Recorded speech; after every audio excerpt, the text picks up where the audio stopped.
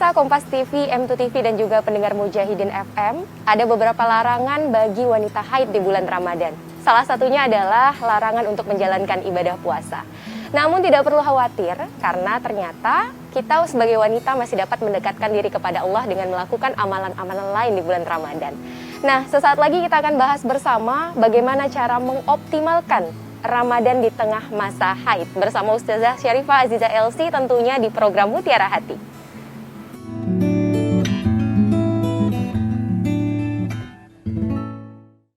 Assalamualaikum warahmatullahi wabarakatuh. Pemirsa Kompas TV, M2 TV, dan juga pendengar Mujahidin FM, masih bersama Vera dan juga Ustazah Syarifah Aziza LC. Assalamualaikum Ustazah. Waalaikumsalam warahmatullahi wabarakatuh. Hari ini sehat Ustazah? Sehat, alhamdulillah. Alhamdulillah. Nah, pembahasan kali ini adalah seputar wanita nih, Ustazah, dengan tema bagaimana cara kita untuk mengoptimalkan Ramadan bagi wanita yang mungkin saat mengalami haid nih, Ustazah. Atau mungkin nifas juga ya, sama ya Ustazah? Iya, haid nifas sama.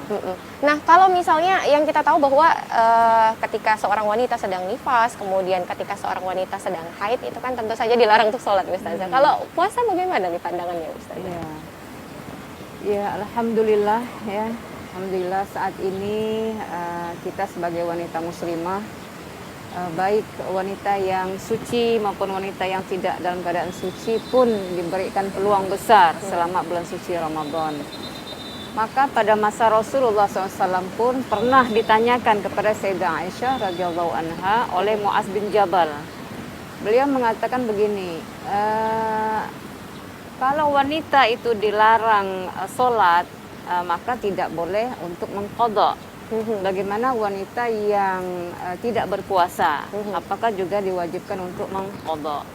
Nah, dari bahasa ini kemudian muncullah hukum bahwa wanita yang haid dan nifas itu dilarang, bukan lagi tidak dianjurkan, tapi dilarang, yuhram, diharamkan wanita yang haid tapi dia puasa gitu. Maka wanita yang haid sekalipun lahzah, sesaat menjelang maghrib, datang haidnya atau datang nifasnya, maka yuhram, dia harus iftar, dia harus membatalkan puasanya, karena hari itu sudah terhitung qadha puasa. Bilahzah. Nah, begitu juga kalau wanita yang dia bersuci, maka dia setelah dia bersuci, maka dia kemudian berniat untuk puasa, walaupun hari itu sudah terhitung dia membayar puasa.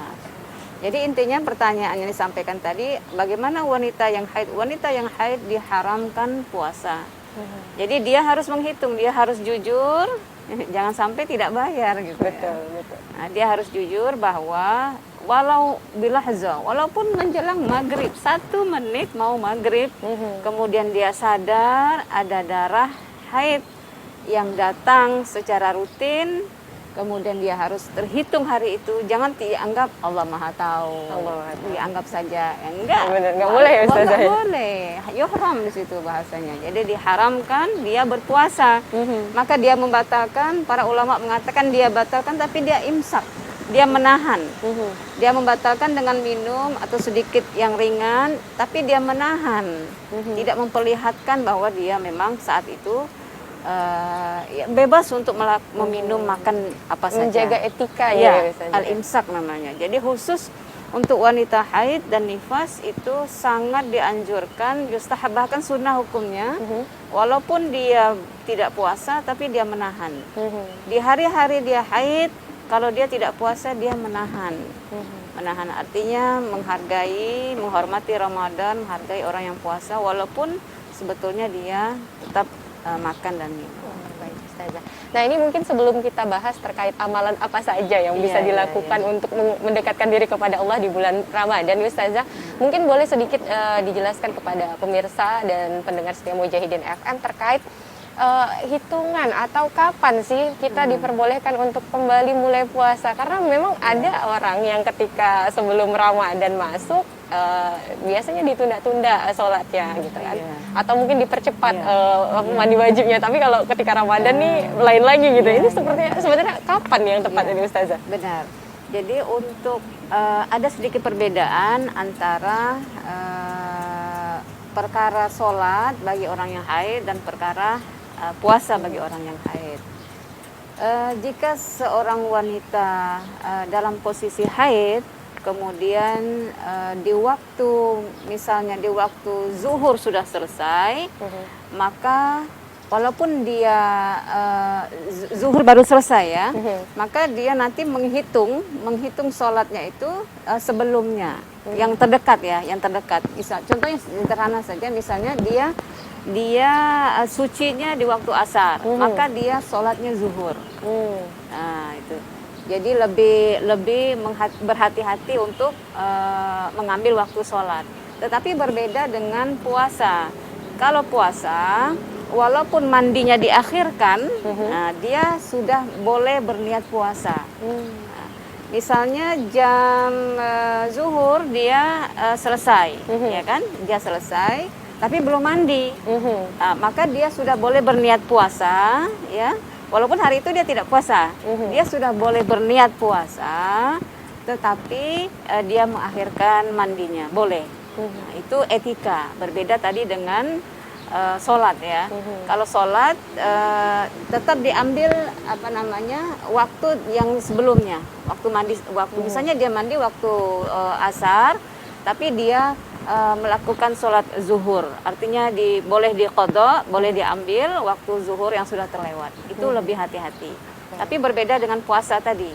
Maka saat itu dia selesai, dia langsung niat puasa walaupun mandinya diakhirkan. Nanti gitu ya. Tapi tetap walaupun berniat puasa di hari itu karena dia memang tetap tidak puasa. mengqadha ya Ustazah ya. Itu tetap etika. dihitung. Oh, baik, itu etikanya.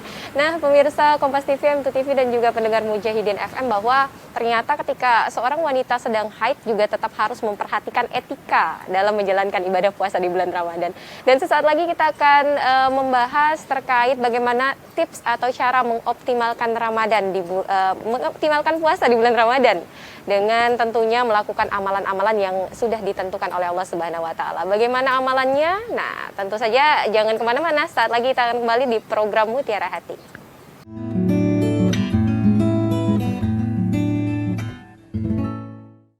Masih di program Mutiara Hati spesial edisi Ramadan bersama Ustazah Syarifah Aziza LC, dengan tema yang kita angkat hari ini adalah optimalkan Ramadan di tengah masa haid.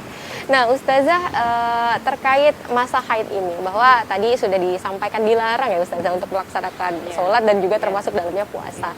Nah, lantas bagaimana nih Ustazah cara untuk mengoptimalkan bulan Ramadan yang datang cuma setahun sekali supaya tidak sia-sia, imannya bisa tetap meningkat ya Ustazah?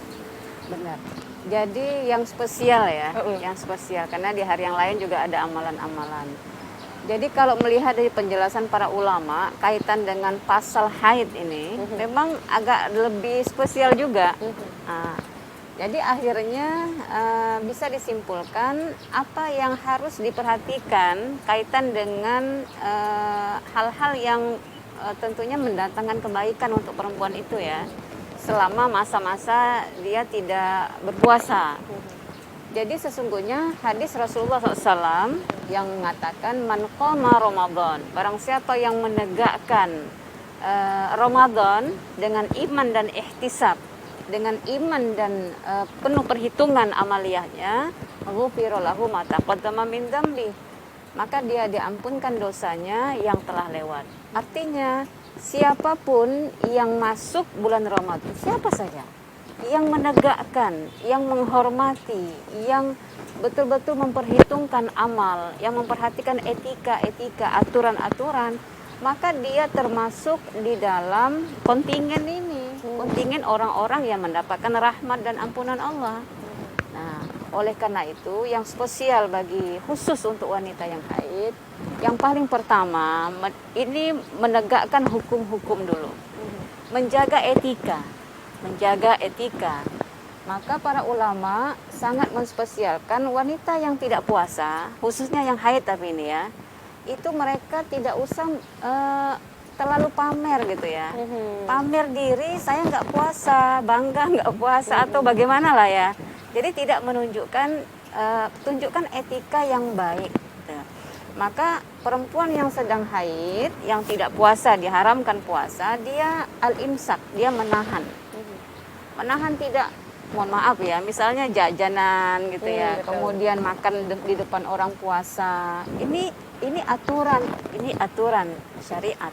Al-imsak alal iftar, dia menahan itu. Kemudian yang kedua, orang yang wanita yang haid, sekalipun dia tidak puasa, dia menegakkan malam-malam hari-hari Ramadan. Misalnya ketika sahur, dia bangun sahur. Ketika orang berbuka, dia ikut berbuka, ikut menghargai, ikut bersama orang berbuka. Termasuk ada satu etika yang diajarkan Nabi. Nabi itu, ini bisa kita ambil kiasnya. Rasulullah SAW itu ketika datang esok hari raya, beliau menghimbau seluruh wanita yang tidak ada uzur ya untuk hadir menyaksikan hari raya.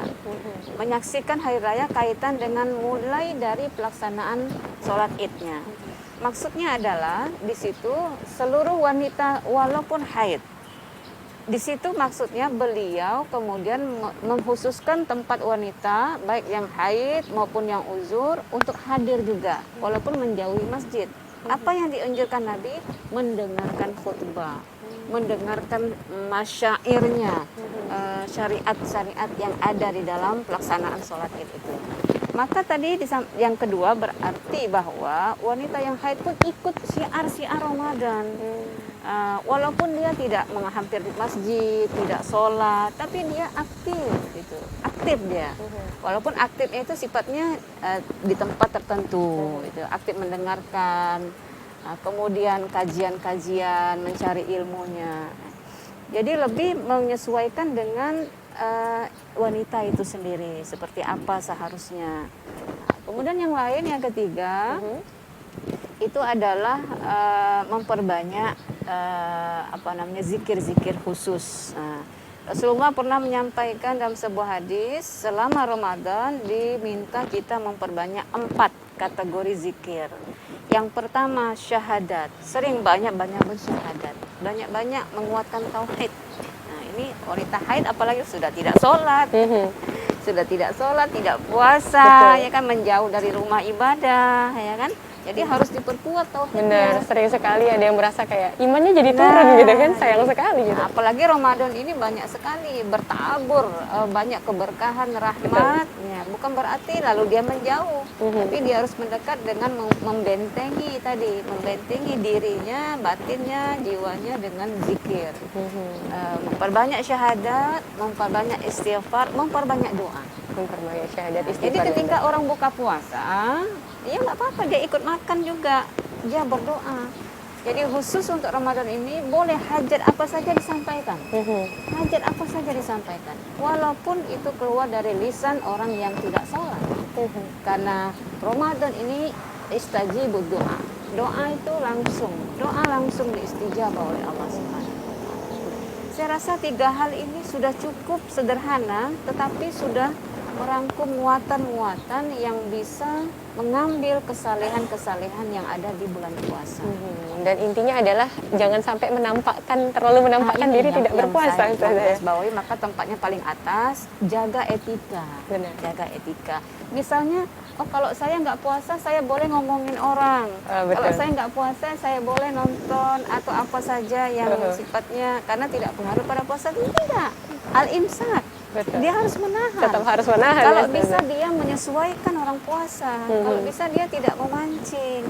Ini dia al-imsak. Wanita yang haid nifas sangat-sangat paling urgent, paling penting untuk dipertahankan, diamalkan, dan kalau bisa itu berlanjut setelah Ramadan juga seperti itu. Dan itu dia, kita tahan dulu Ustazah. Nanti kita akan lanjutkan lagi tentunya di program Mutiara Hati.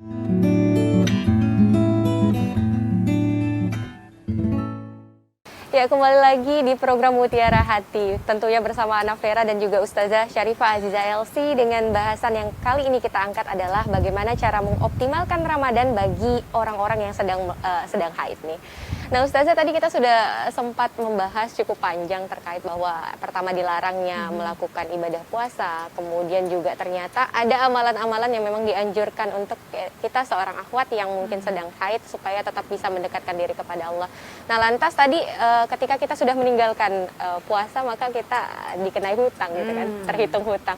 Wajib mengkodoknya. Nah, cuma kalau kita bahas tentang mengkodok puasa ini ya Ustazah, banyak sekali sering kita ditemukan di lapangan itu suka lalai, terutama mungkin bagi remaja yang baru masuk usia balik nih Ustazah. Mungkin ada nggak sih tips khusus gitu? Ya benar itu, benar.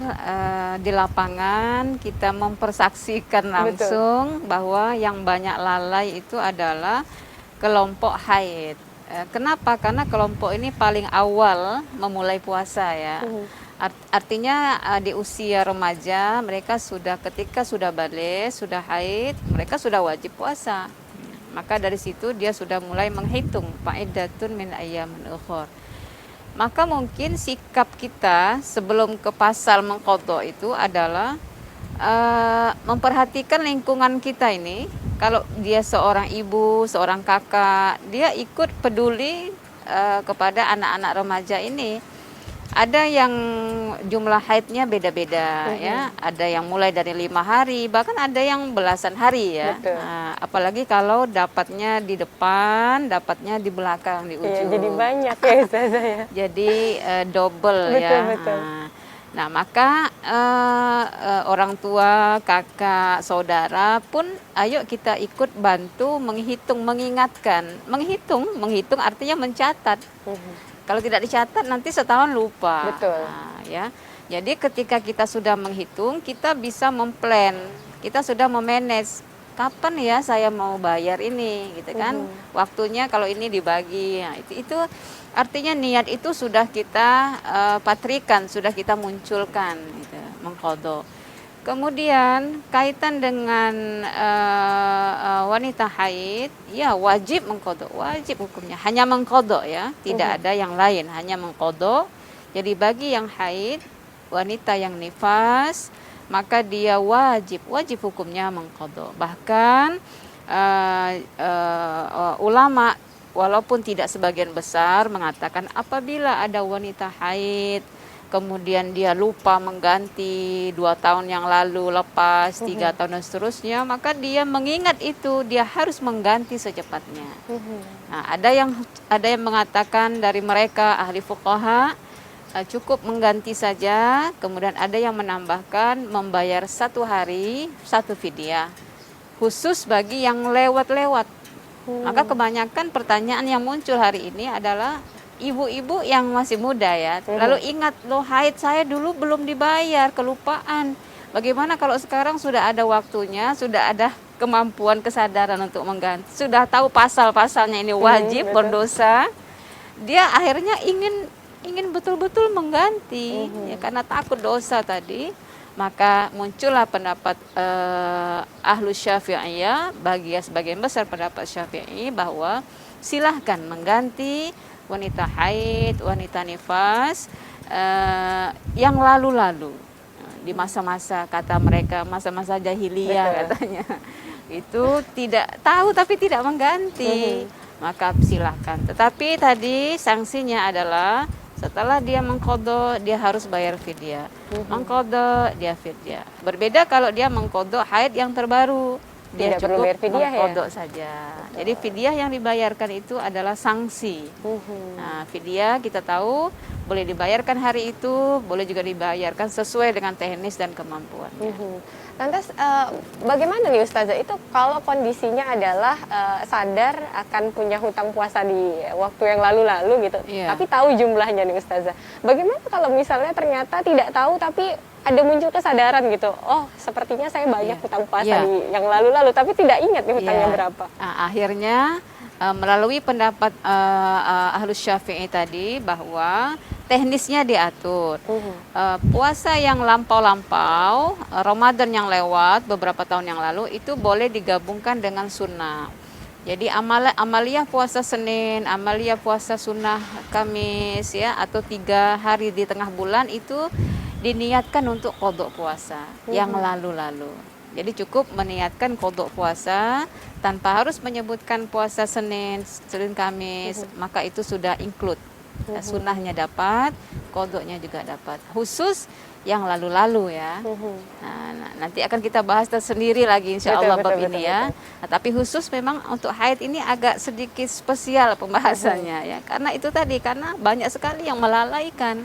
Kenapa melalaikan? Salah satu penyebabnya karena haid ini kan dimulai dari usia-usia pemula, baru tahu hukum, baru mulai puasa, kemudian sadarnya udah lama, sudah berkeluarga, kemudian sudah banyak menerima ilmu, sudah banyak bergaul, atau mungkin masya Allah hidayahnya, ya imannya sudah kuat. Kenapa tidak? Karena alhamdulillah muncullah pendapat tadi mengatakan silahkan boleh, insya Allah Allah akan berikan syafaat ya untuk memberikan pemaafan kepada mereka yang sadar kemudian berikhtiar untuk beramal soleh dengan cara melakukan qadha yang telah lalu tadi. Itu terkait puasa yang sudah sempat ditinggalkan ternyata masih diberi kesempatan untuk bayar kembali.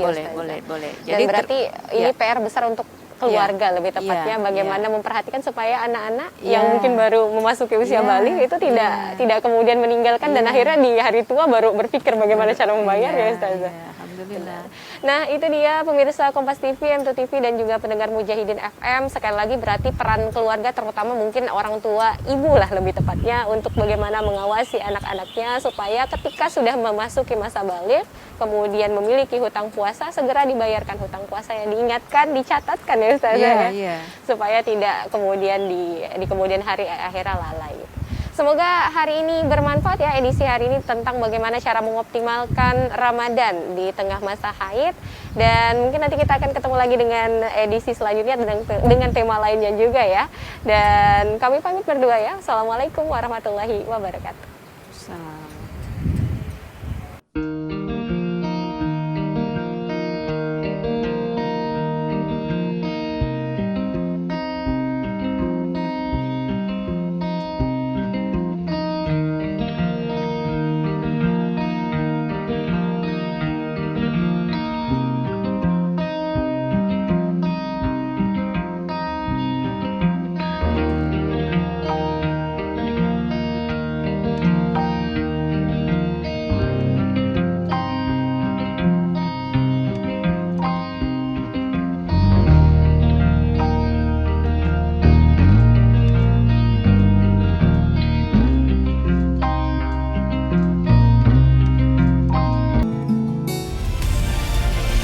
Kompas TV, independen, terpercaya,